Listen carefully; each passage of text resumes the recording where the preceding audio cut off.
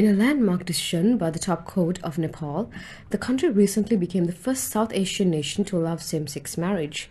The move has been dubbed as a progressive first step towards marriage equality for LGBTQ plus people in conservative South Asia.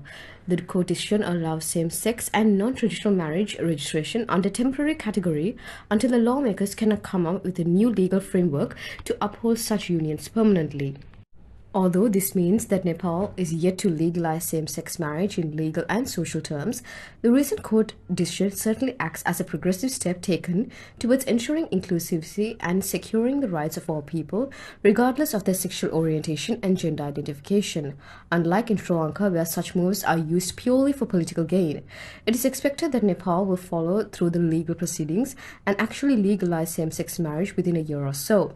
Despite being a conservative South Asian country with cultural, traditional, and religious values governing the society and even politics, the country has made progressive strides towards ensuring inclusivity and securing human rights. In 2018, Nepal legalized abortion on request through 12 weeks of pregnancy and up to 28 weeks for health and other reasons. Conversely, Sri Lanka tried to legalize abortion on 3 logical and humane conditions, but the proposal never really took off, mainly due to the vehement opposition it faced from religious groups. Legalizing same-sex marriage is a subject that has been continuously making appearance in political stages in Sri Lanka, but with no legal and real progressive steps taken towards actual securing human rights.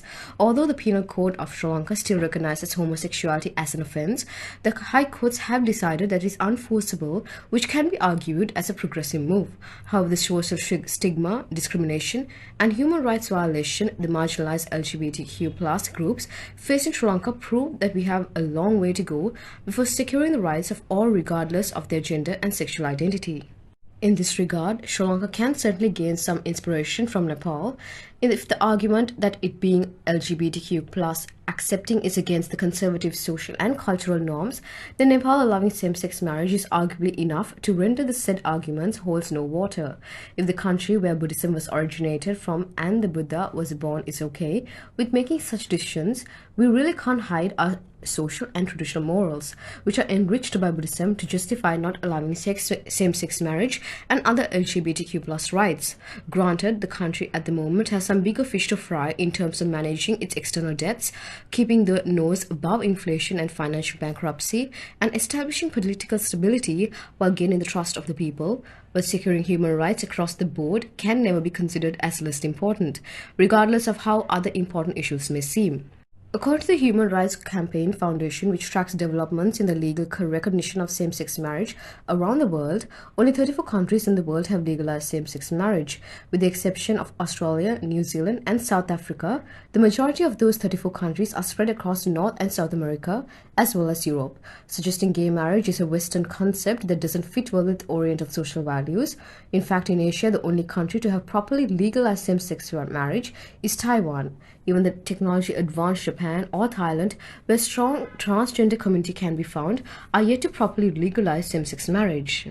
Probing deeper into the statutes of other countries, it becomes apparent that although the legal provisions are yet to be introduced, those other Asian countries have much more lenient and accepting attitudes towards same-sex marriage.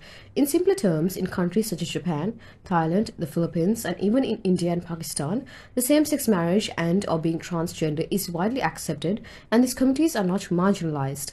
Moreover, the opposition legalizing same-sex marriage faces mostly comes from religious groups rather than the society.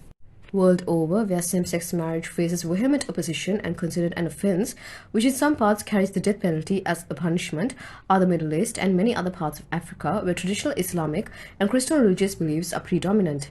LGBTQ plus rights have long been a talking point in Sri Lanka, both in political arena and in social media. For the talk, however, no real progress has been made even to diminish social stigma towards LGBTQ plus community, let alone legalizing same-sex marriage. If Sri Lanka needs to look for inspiration, it doesn't have to look that far, since progressive examples can be found as well within Southeast Asia.